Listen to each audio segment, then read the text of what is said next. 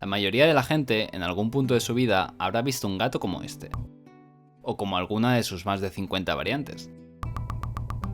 Se trata del llamado gato de la suerte, una figura que, según la creencia popular, es capaz de atraer la buena fortuna con el movimiento de su brazo. Pero, ¿de dónde viene esa creencia? ¿Y por qué un gato? Bueno, como suele ser habitual en estos casos, hay varias versiones de su origen. A mí, la que más me gusta es la que sigue, pero después cuento un par más. Se dice que un monje japonés estaba dando uno de sus habituales paseos por el bosque cuando una tormenta llegó de repente y empezó a caer sin tregua.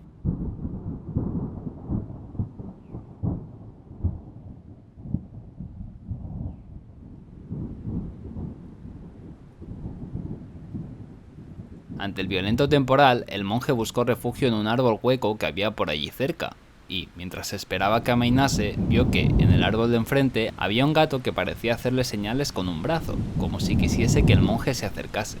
El monje le obedeció, porque todo el mundo sabe que si un gato te da una orden, no te queda de otra. El caso es que, nada más salir de aquel árbol, un rayo impactó en el mismo y lo encendió. Por lo que, para el monje, aquel gato le había traído buena suerte, salvándole la vida. En Japón, de donde se cree que procede este gato, al que llaman Maneki Neko, Neko que significa gato y Maneki que significa invitar, esta versión es la más extendida. Hay una ligera variante que cuenta que la persona refugiada en el árbol no era un monje, sino un tipo muy rico y que el gato era el compañero del monje que habitaba en aquellos bosques. Un hombre que, a pesar de ser muy pobre, compartía su comida con el animal. Al salvarle la vida al gato, el hombre rico decidió que ni el gato ni el monje volverían a pasar hambre.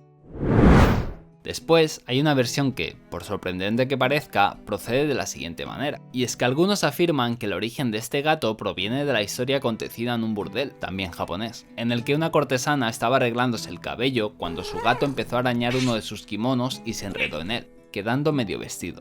El gato salió a correr y se cruzó con el dueño del burdel, quien, al verlo con esas ropas, creyó que el gato estaba poseído y no dudó en sacar su katana y cortarle la cabeza, la cual dicen que salió disparada y mató a una serpiente que estaba en el techo a punto de atacar al dueño del burdel. Al enterarse de lo sucedido, la cortesana empezó a llorar la pérdida de su gato, y, al verla tan triste, uno de sus clientes talló en un cuadro la figura del gato en madera y se la regaló.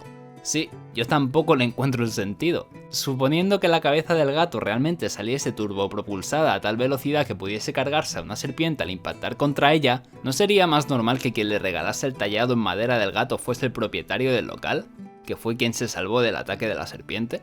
Aunque si se piensa detenidamente, con esta versión se podría justificar algo mejor el hecho de que a las figuras del gato se les empezase a añadir esta moneda, llamada koban, el predecesor del yen, porque gracias a lo que le pasó al gato, por lo menos aquel cliente seguro que volvió allí varias veces a ver cómo estaba la cortesana, y las visitas se cobran.